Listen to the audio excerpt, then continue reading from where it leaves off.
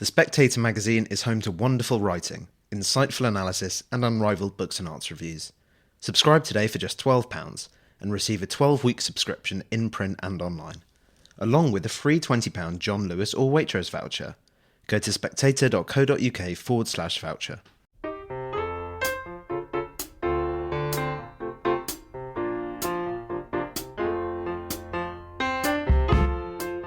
Hello and welcome to Coffee House Shots, the Spectator's daily politics podcast. I'm Patrick Gibbons and today I'm joined by Katy and James Heale.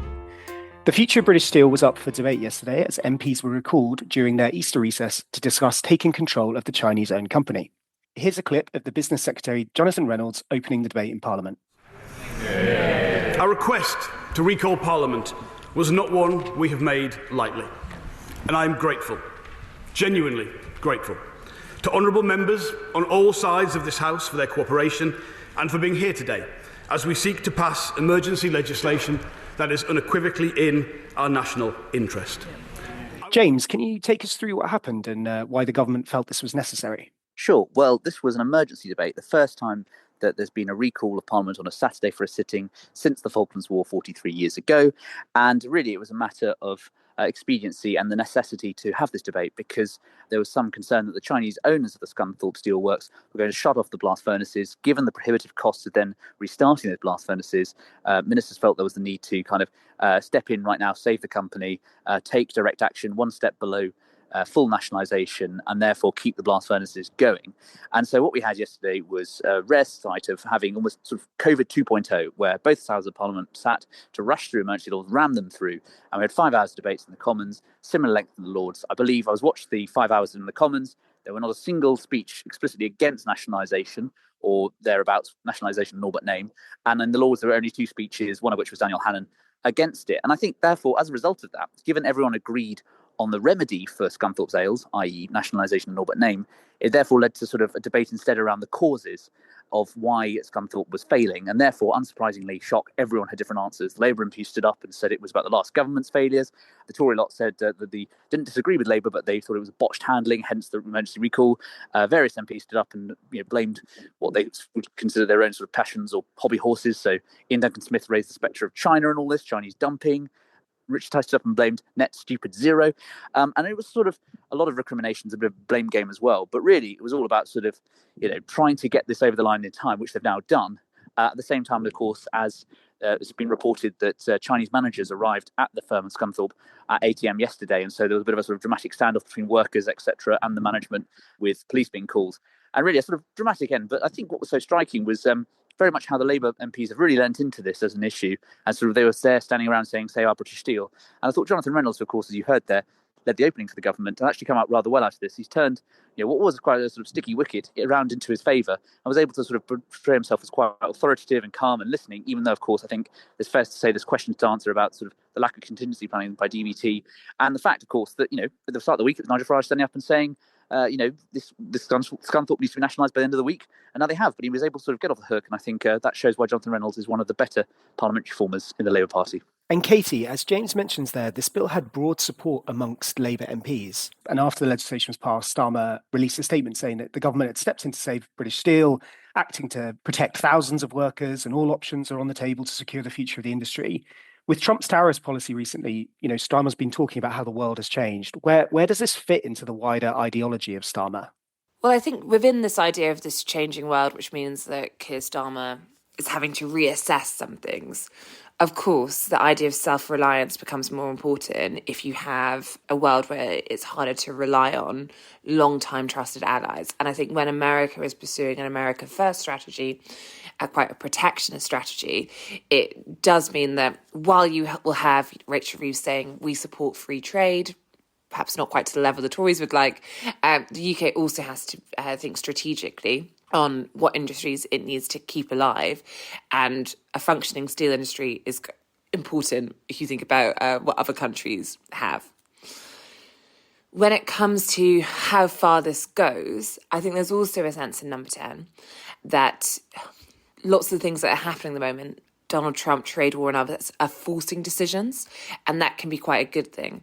Decisions that they're already thinking about, the general direction. If you think about securonomics, the thing Rachel Reeves talked about from opposition, and the industrial strategy has been in the works for some time. But I think for a group of advisors around Keir Starmer who have found that since they've got into government, Whitehall's not that responsive, the machine can be very slow. Uncertainty, changing world means that you just are forced to make these decisions quite quickly and push things along. And that can be seen as a positive thing.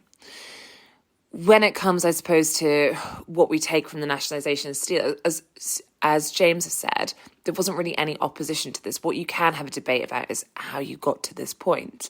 But I think it does raise a few important questions. First off, Jonathan Reynolds has not been able to say on the broadcast round this morning, whether the furnaces can keep going.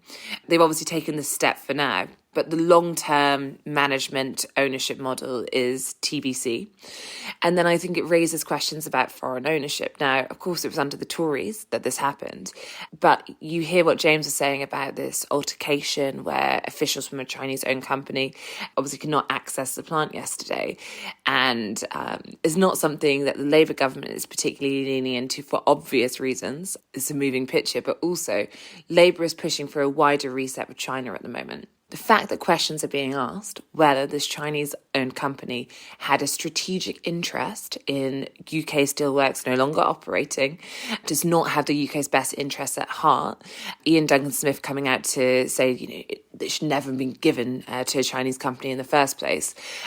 I think it's inconvenient timing for a Labour government which is pursuing this closer economic relationship, when quite a few people said, are they really the trusted partner that makes this worth the risk? Just thinking broadly, Katy, is there a danger that this could cause a bit more of a long-term headache for Starmer if it sets some kind of precedent for sort of other companies or other industries? I think there's always a risk of that. But again, as you saw in the comments yesterday, you can have a debate about the steps that were taken to get there, but no one thought at this point there was really a better option on the table. When you saw Nigel Farage calling for nationalisation and now this idea, Labour's following reform, I think there's also an element of that to this, which is Labour's main threat at the moment, when you speak to many MPs, and of course we have the local elections coming up, is Nigel Farage's Reform Party.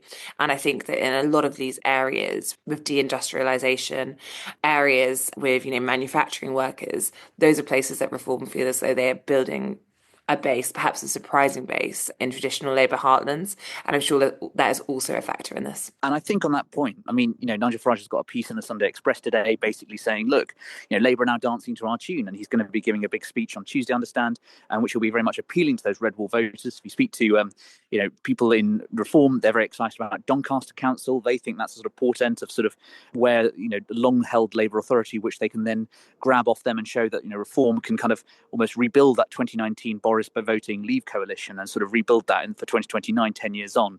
The second point I'd make is just in response to the idea about precedent. You saw David Chadwick, the Liberal Democrat MP, the only Lib Dem in Wales. So the Welsh MPs and the Welsh nationalists like Plaid Cymru standing up, and you also saw Stephen Flynn of the Scottish nationalists standing up and making the point that, hang on a sec, if it's good enough to have a sort of Saturday recall, an emergency debate for Scunthorpe, what about Port Talbot in Wales? What about Grangemouth in Scotland? And so I do think those situations are both different, and obviously there's a different commercial deal for Port Talbot, and Grangemouth is one of a number of oil refineries. But I do think you will inevitably have voters and MPs in those areas and opposition parties saying, hang on a sec, but is it only the English who get these kind of special treatments? And so I think that already, I'm very aware that in South Wales, the Port Talbot decision has really affected a lot of local communities. I think Reform will be very much heavily campaigning on that. So I think that this is only one chapter in the whole debate around industry, and I think we're going to see another chapter written next year when we've got those elections up in Scotland and in Cardiff Bay too. And James, just thinking of the domestic political space, how have the opposition responded? I saw that Kemi Badenoch had released a statement talking about negotiations she'd had with British Steel, but the government pushed back on that during the debate yesterday. And Nigel Farage is calling for nationalisation. So are the Conservatives in risk of being outflanked on both sides here on this issue? Well, I think the Conservatives have a pretty bad record when it comes to this. They were the ones in 2020 who waved through the Chinese takeover. And you had people like Ian Duncan-Smith standing up and saying, I told the last government this was a bad decision. Former Tory leader attacking his own side. And so I'm not really sure what the Conservatives can say, other than the fact that I think quite rightly say that perhaps the handling at the end of it was sort of botched, and they kept using this word botched, etc. They seemed very keen to use the kind of same old attack lines, etc., talking about the unions, and this was basically a union deal. I think overall they can't really land too many punches on this one because, as I say, when it comes to steel, I think the Conservatives were very complacent, shall we say. Kerry Baden, of course, was lured into a sort of back and forth with Jonathan Reynolds when Jonathan Reynolds was saying that the Leader's opposition effectively, you can't say this obviously in parliamentary language, but effectively accused her of lying about a deal being done because she was a business secretary in the last government. Kerry Baden stood up and said actually there was a commercial deal, it was just that the snap election got in the way. So there's a bit of a tit for tat on that. But overall, I think that the Conservatives would accept that they can't really have too much to say on all of this because I think steel was something that again suffered under their record, and that's why it was much more arguing about the handling of this rather than the eventual outcome. They said in the First World War that there are no atheists in foxholes. In times of global crisis, there are very few pure free market libertarians. Hence why, as I say, only Dan Hannan and one other peer were the ones standing up and making this claim. No MP really at the current time thinks that given all this, the threats abroad and the fact that we were going to be the only G7 country with no virgin steelmaking capacity, this would be the right time to abandon Scunthorpe, effectively. Thank you, James. Thank you, Katy. And thank you for listening to Coffee House Shots.